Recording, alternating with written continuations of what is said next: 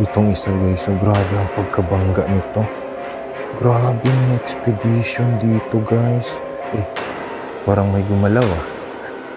Parang may tunog akong narinig na kalabog sa loob ng isang sasakyan. Grabe, wasak talaga guys. Guys, ito wasak talaga yung windshield niya. So most probably is aksidente talaga to. Yung Piaggio. Itong sasakyan na na-aksidente is galing to sa outing sila. May bote pa ng alak. Grabe, ang daming motor na nakatambak. Halos hindi na mapapakinabangan. Ito ang impounding area ng mga sasakyan dito sa Barangay Talabaan, Zamboanga City. Dito dinadala ang mga sasakyan na nahuhuli at naka-impound na ng matagal sa iba't ibang police station. Iba't ibang klase ng mga sasakyan ang makikita dito. At the most creepy is na makikita nyo yung yupi-yupi na basag-basag ang mga salamin at halos lahat ng naka-impound dito ay galing sa malalang aksidente at kinasawi ng mga sakay nito. Grabe. So ito nyo, basag yung salamin. Hindi ko alam kung ano yung mga history nitong mga sasakyan, pero mostly yung mga sasakyan dito is na-aksidente. Grabe guys, ito wasak talaga yung windshield niya. Sira na talaga.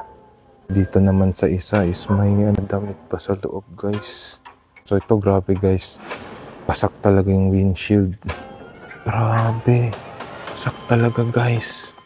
Oh my god. Grabe ang impact ng pagkabangga nito guys.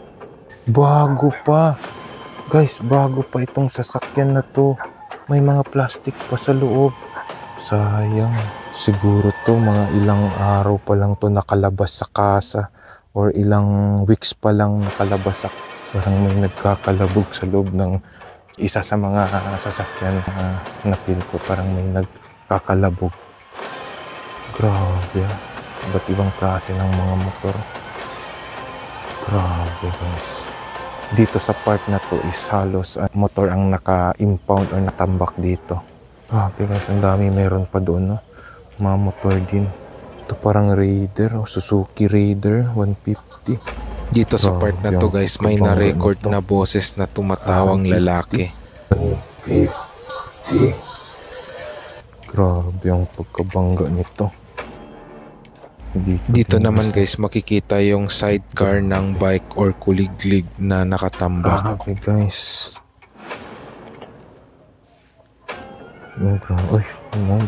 Kaya minabuti na mag-boots ako kasi medyo delikado kasi madaming debris na mga bakal nakakalat dito at baka maapakan natin na mga matutulis na bagay. Kaya sinaguraduhin ko na nakasapatos ako for safety ko na din. Tagal na ng panahon, natabunan na ng mga damo, kinakain na ng lupa guys.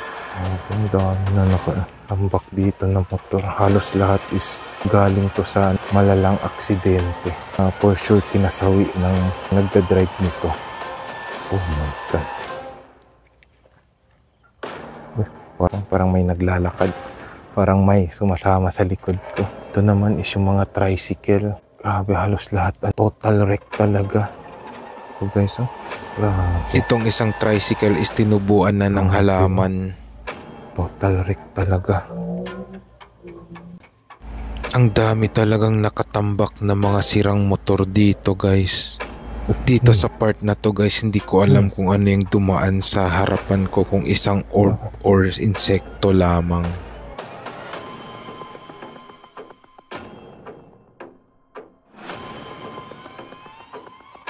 So meron pa dito mga sasakyan. So dito is merong motor. Meron din mga sasakyan. May doktor pang may-ari nito guys. May MD pa na sticker. Ano natang nangyari dito? Itong isa guys, parang bago pa talaga itong kotse guys. Ito Mazda. Ano natang nangyari dito? Grabe, may expedition dito guys. Grabe, Ford Expedition. Grabe. Meron pa ditong Ford Expedition na na-impound. May Honda. So halos totally wreckage na talaga ang loob. Pero ito guys, halos bago pa ito, Honda. Halos na nakatambak na yung taas ng sasakyan. Ito yung mga pangpasaherong jeep. Honda City ata to. Oh, bago po ang stoplight, ang headlight. Grabe. Grabe, pero ang loob is sira-sira na. Wala na yung right passenger seat. Di pa ako nakakalahati sa mga sasakyan. Daming sasakyan na naka-impound, na nakatambak dito. Grabe ito guys, so bago lang. Honda Click 150. Oh, grabe, kasayang. Bago po, may ito ata, Honda Beat. So, parang bago lang. Sayang, wala na yung mga gulong. Wala na yung makina. Ito, nandito pa yung makina. Pero yung mga gulong is wala na. Mugs pa naman to. Grabe guys. Ito guys, isang motor or dalawang motor nakatambak na sa taas ng jeep.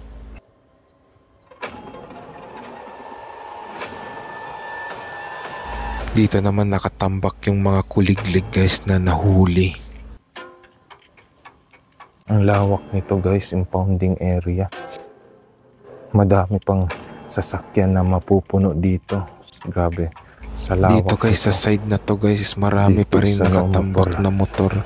Sayang talaga kung nakikita nyo. Doon guys, so madami din nakatambak na motor.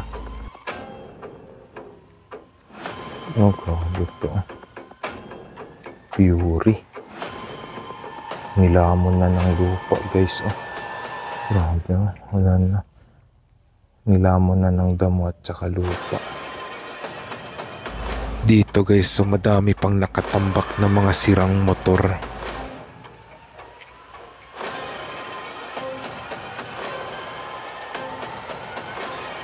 Dito naman sa mga halos lahat mga motor. Tinutubuan na ng mga halaman yung mga nakatambak na motor dito guys. Oh, wow.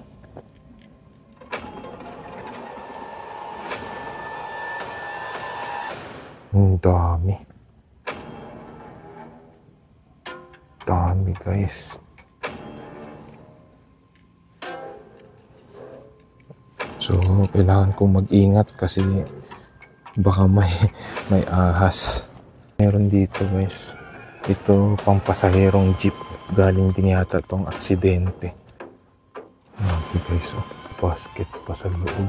Itong isa guys, so grabe ang pagkabangga nito.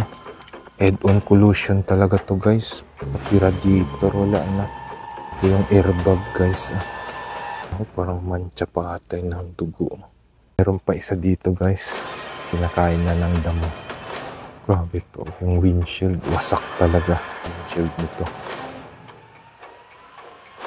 Makina. So totally wreck talaga. Dito guys, sa kabilang side may nakatambak din na mga motor. Motor, tricycle. Halos patong-patong na guys, nakatambak yung mga motor dito guys.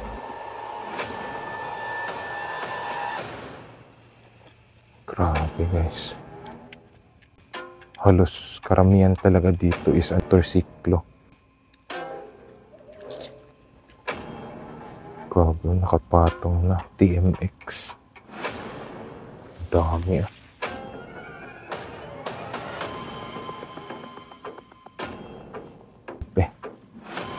Dito mga motor na nakapatong-patong na.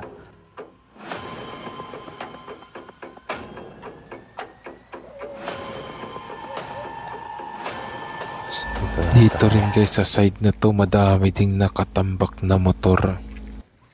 Dito din guys, sa kabilang kalsada madami ding nakatambak na motor guys. Dito ako nagulat guys kasi may nakatambak dito na big bike na inline 4. Big bike yata to.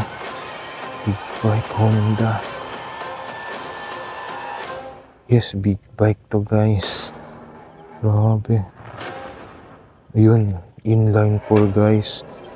Legit big bike. CB ata to, old model. Grabe guys, oh. Sayang.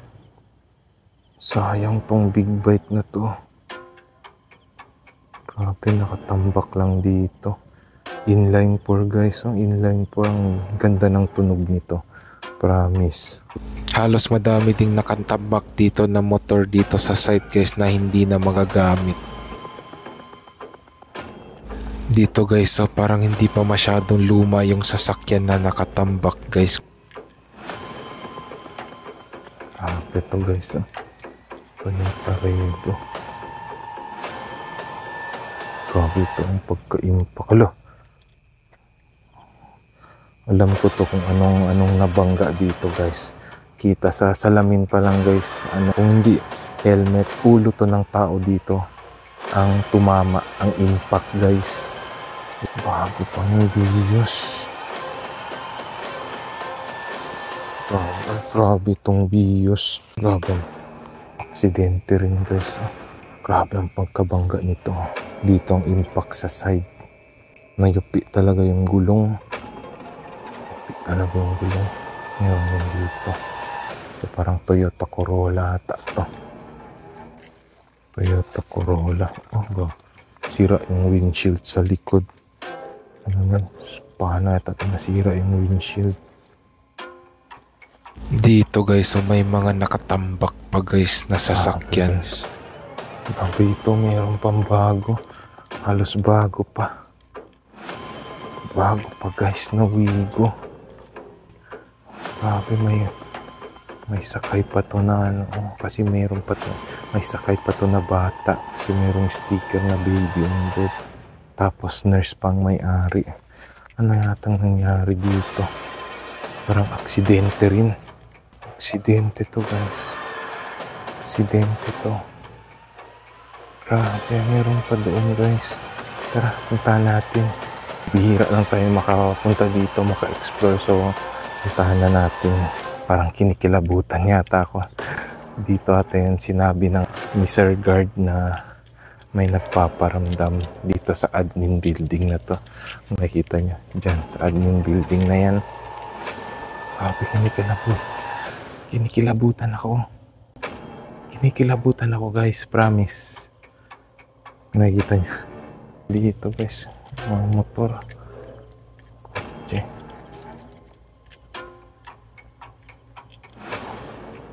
Dito guys, may bago pa. Honda Jazz. Ano atang nangyari dito? Bago pa pero parang matagal na kasi kinain na ng mga damo yung gulong. Flat na yung mga gulong. Pero bago pa yung sa loob guys. Bago pa yung sa loob. Iba na naman dito. Iba na. So guys, pick up. Grabe na bara pick up. Parang bago pa ata to kasi ano pa yung plate number? Wala pang plate number. MB5 number pa lang. Ano natang nangyari dito?